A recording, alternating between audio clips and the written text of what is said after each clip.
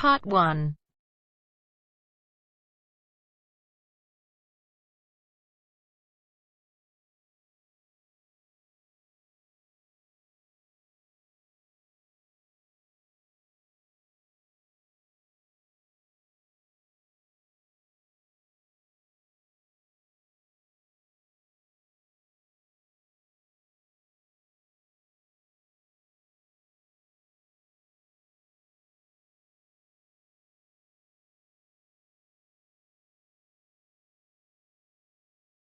You will hear a survey company representative ringing a person to obtain some information.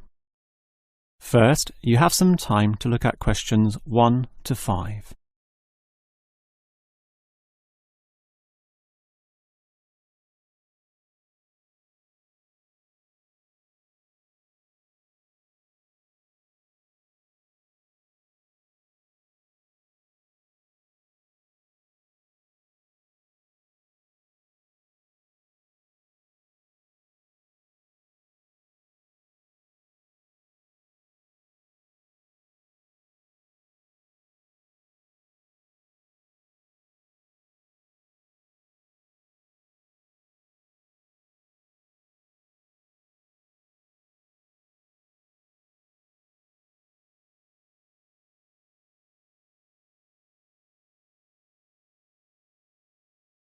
Now we shall begin.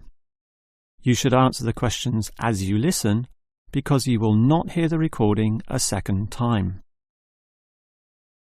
Now listen carefully and answer questions 1 to 5. Hello? Hello? Who is this? Hello, I'm a representative of the Tally-Ho Survey Company, and I'd like to ask you a few questions regarding exercise. Ah, that's an interesting subject. Yes, we think so too. But I'm afraid I'm a bit busy at the moment. Don't worry, this will only take about 4 minutes at the most. It's 10:25 now, so it will all be over by 10:30. Well, all right, if it's that short. It will be. So, one of the first things I need to know is where you are. That is, which suburb or area of the city. The last client was in Blackburn, for example. Blackburn, that's close to me. I'm in Box Hill. Another eastern suburb, then. I have a friend in Box Hill, too. Interesting place. Now, I need your approximate age for this survey. Are you younger than 20, between 20 and 29, 30 and 39, and so on? I'll turn 40 in a few months, so that puts me in the 40 to 49 age group. Well, that's in a few months, so right now you're in the 30 to 39. Oh, right, so put that then. OK. Now, I need to know your occupation. The last caller was a housewife, for example. The one before that, a teacher. I used to be a teacher too, teaching cookery. And now?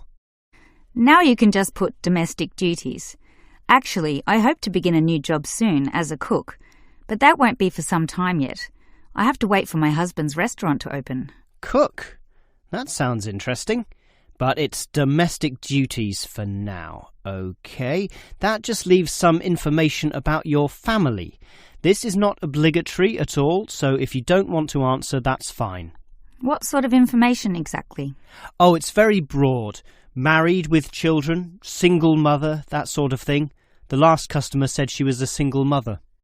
I'm married and not a mother. Put married, no children. I'm married with children myself, but I'll put in your details. And that finishes the profile and just leaves the actual survey itself if you're ready to proceed. Before you hear the rest of the conversation, you have some time to look at questions 6 to 10.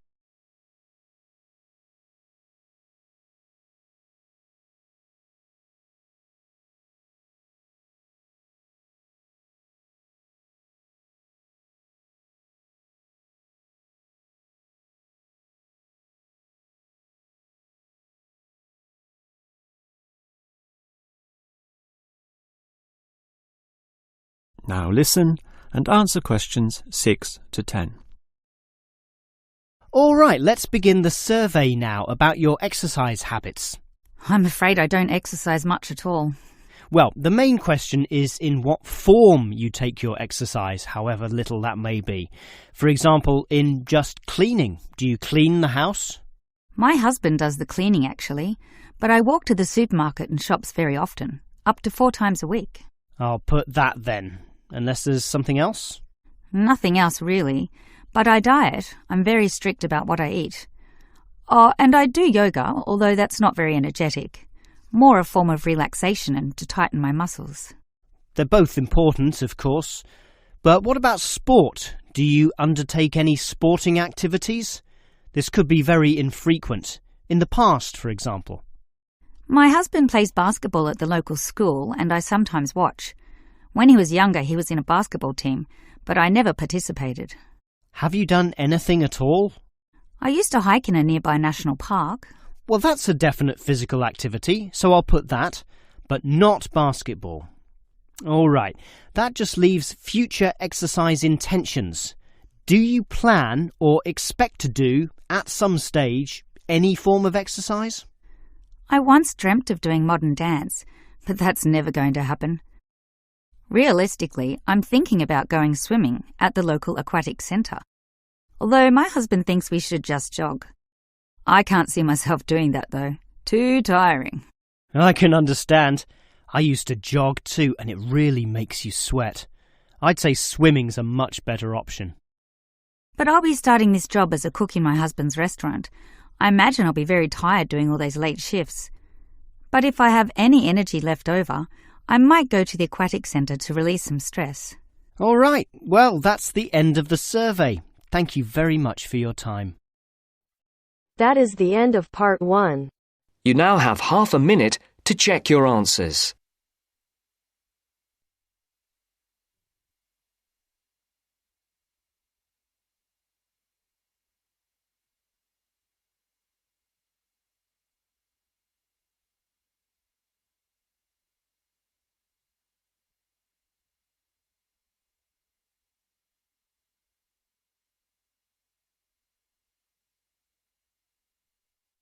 Now turns to part 2.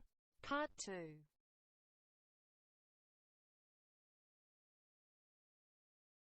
You will hear the director of a language centre library explaining about its facilities to some new students. First, you have some time to look at questions 11 to 16.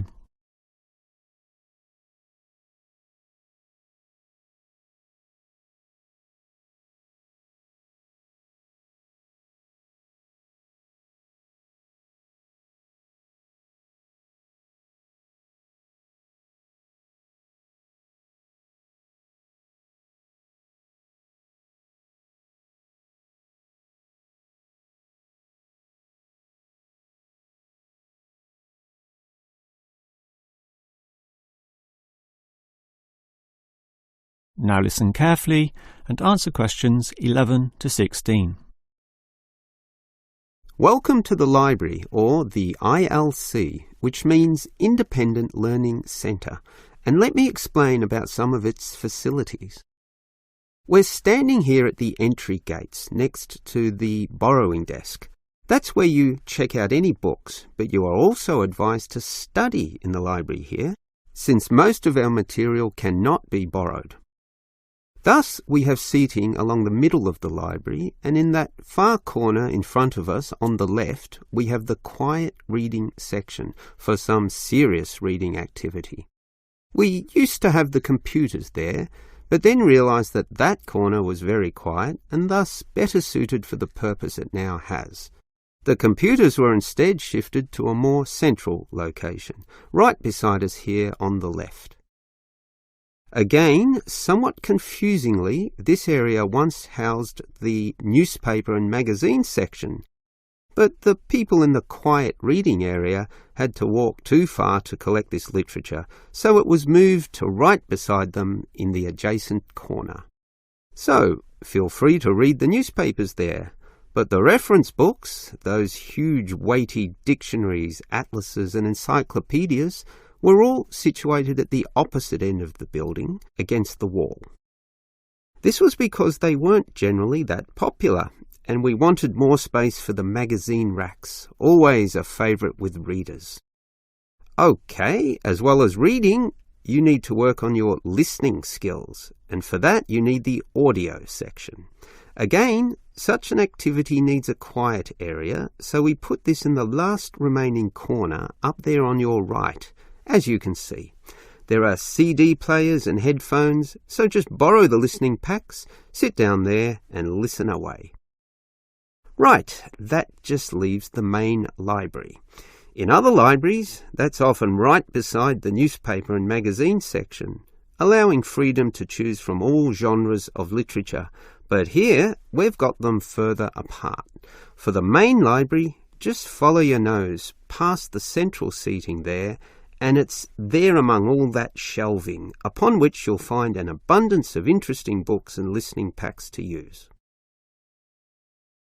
Before you hear the rest of the talk, you have some time to look at questions 17 to 20.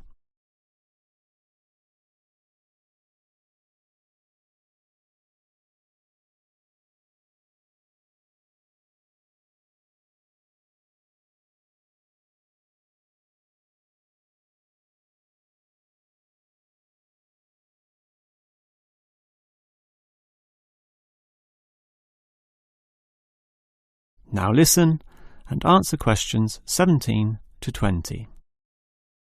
Now, I'd like to tell you a bit more about an excellent service offered in the ILC here that we call the Special Sessions. What can you do in them? For a start, many of you need practice in speaking English, and for that we hold a special discussion session led by a teacher. That can be noisy. In fact, we hope that it is noisy, since that would mean many people are talking.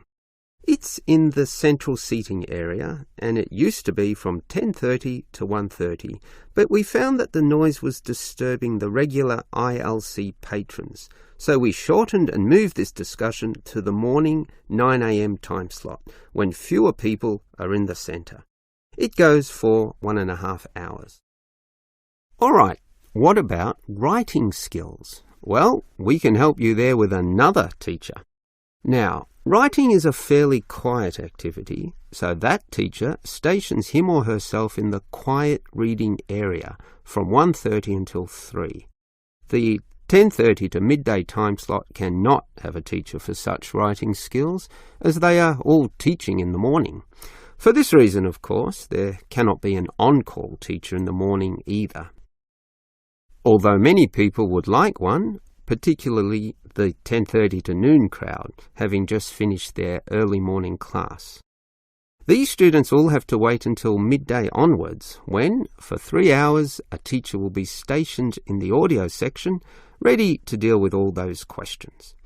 Until recently, we had another teacher doing the 3 p.m. to 6 p.m. time slot in the central seating.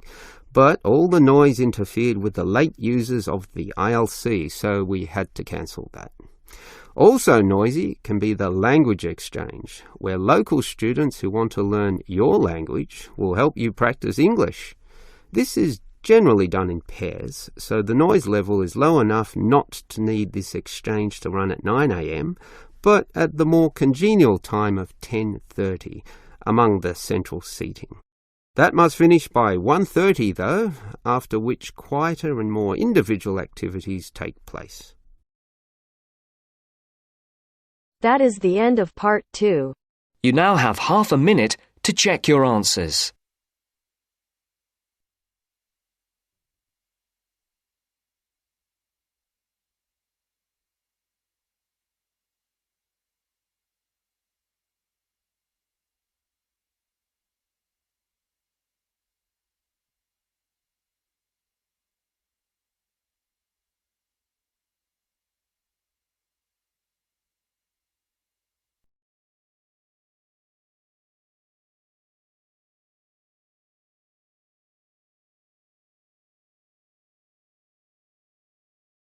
Now turns to part 3.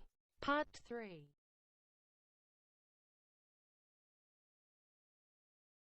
You will hear two students, Dylan and Emily, discussing the techniques they use when listening to lectures. First, you have some time to look at questions 21 to 24.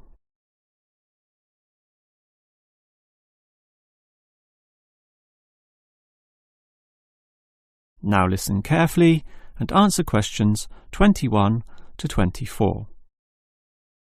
Hi, Emily. What did you think of that lecture? A bit hard to follow, but I have some good lecture listening note-taking strategies which really help, so I can review the lecturer's message later. Lecture listening note-taking strategies? Review it later? That sounds interesting. I must admit, I struggle a bit to take down the gist of what I hear. Look at my notes. Well, I can see a basic problem immediately.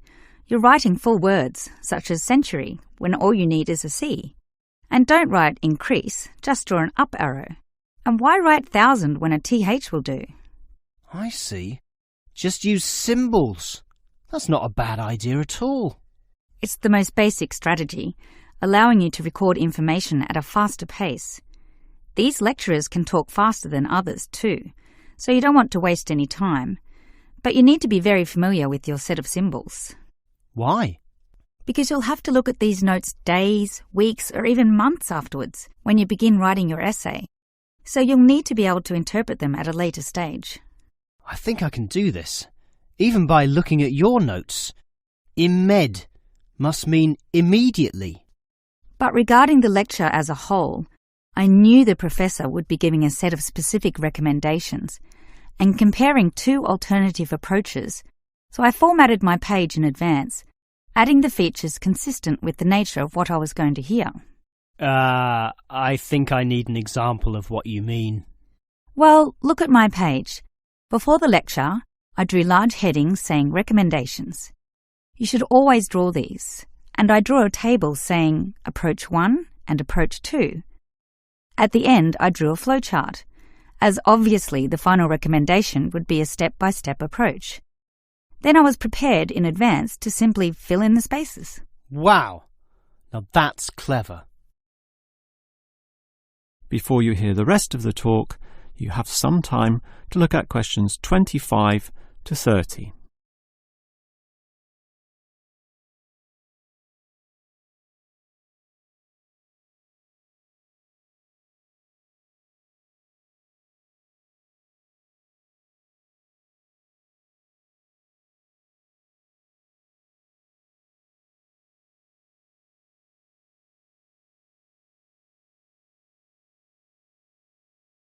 Now listen and answer questions 25 to 30. Your advice about note-taking sounds great, but I still have one question, Emily. How are you able to design your page in advance? I mean, how can you predict the nature of the talk and know which design is likely to work best? It's rather obvious when you think about it. What's your next lecture about? Legal studies. Well, that suggests to me that you'll need a flowchart, since the judicial system has a very logical, do this first, do that second approach, which must be followed in that order. You know, all the processes that happen in the courtroom and the procedures that must take place to ensure complete legality. Sure, that's the way law is, very linear and orderly. But what about culture studies?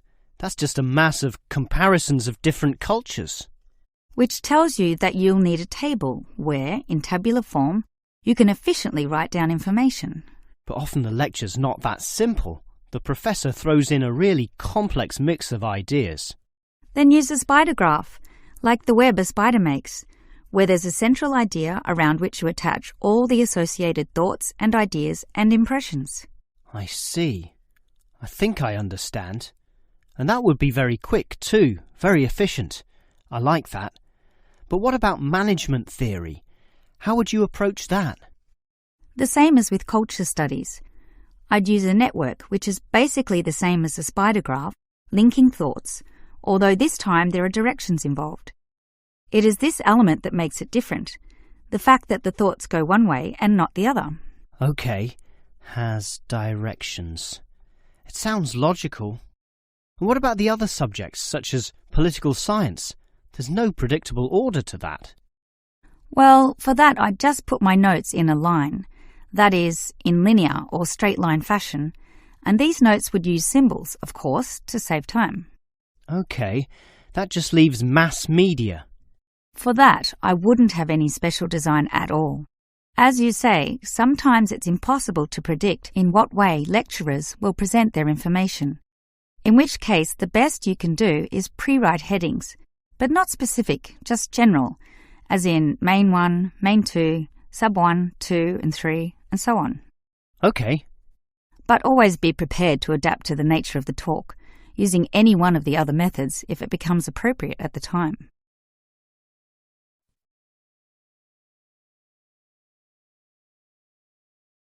That is the end of part 3. You now have half a minute to check your answers.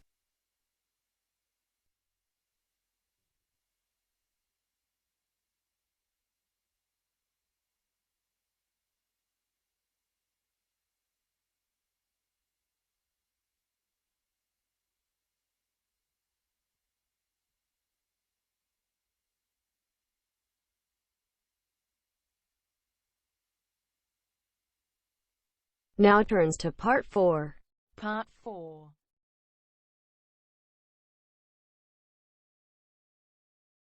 You will hear a lecturer talking about an unusual atomic particle called a neutrino. First, you have some time to look at questions 31 to 35.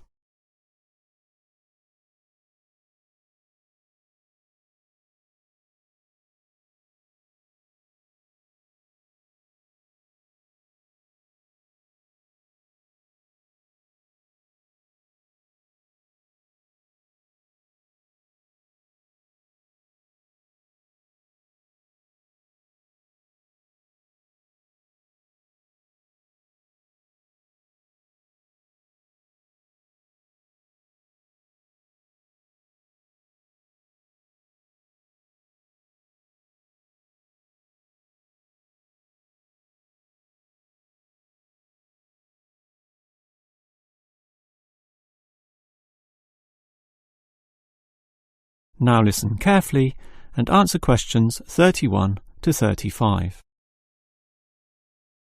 When considering the smallest unit of matter, the atom, most people know of electrons, protons and neutrons, but almost none know of another particle, even though they are constantly emitted from the sun in the trillions, with 100 to 200 billion of them regularly passing through your body every second. To repeat, that's not thousands, not millions, but billions every second. You don't feel them because they are small. In fact, so tiny that we can barely detect their presence at all. These mysterious particles are called neutrinos. Despite such an abundance, detecting them is a huge undertaking, and there are many reasons for this. Firstly, the neutrino itself is so small that you need to eliminate absolutely all other particles around. To do this, you need what is called a clean room, one that has an extremely low level of dust, microbes, floating particles, or chemical vapours. You probably don't know it, but the air around you right now has almost 40 million particles per cubic metre. In contrast, the cleanest of clean rooms has less than 10. The second problem is that you also need an environment with absolutely no background radiation. At the surface of the Earth, such radiation is all around, from the sun and sky, and from TVs and communication devices. The only way to screen out all that is to go underground, and I mean deep underground. For example, the Sudbury Neutrino Observatory in Canada uses an old nickel mine, one of the deepest in the world, and puts the observatory in its lowest tunnel, more than 2 kilometres below the surface. At such depths, stray radiation is sufficiently screened out to allow neutrinos only to pass by. The final problem is that you need an elaborate detection system, and this apparatus is huge, and its installation in this deep underground cavity presents quite a headache. Holding such a weighty construction safe and secure requires complex engineering work, such as rock bolting and support structuring. This obviously requires great care and takes a lot of effort. Before you hear the rest of the lecture, you have some time to look at questions 36 to 40.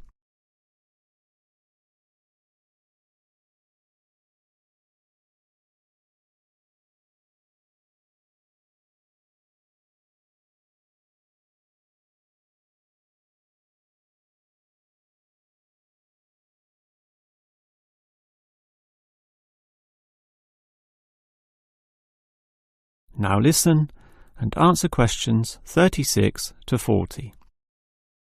So I've told you about the difficulty in detecting neutrinos. They are tiny, virtually weightless, have no electric charge, and hardly interact with anything at all. Yet we can detect them, and to see how, let's consider the Sudbury installation once again.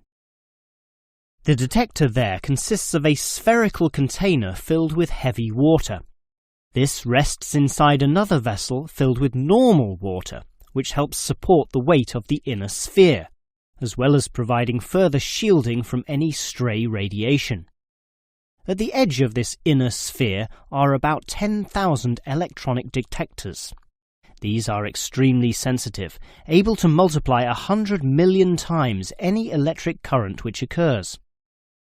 So, as the neutrinos pass through this sphere of water, there is a very, very, very small chance that one of them may hit a water molecule.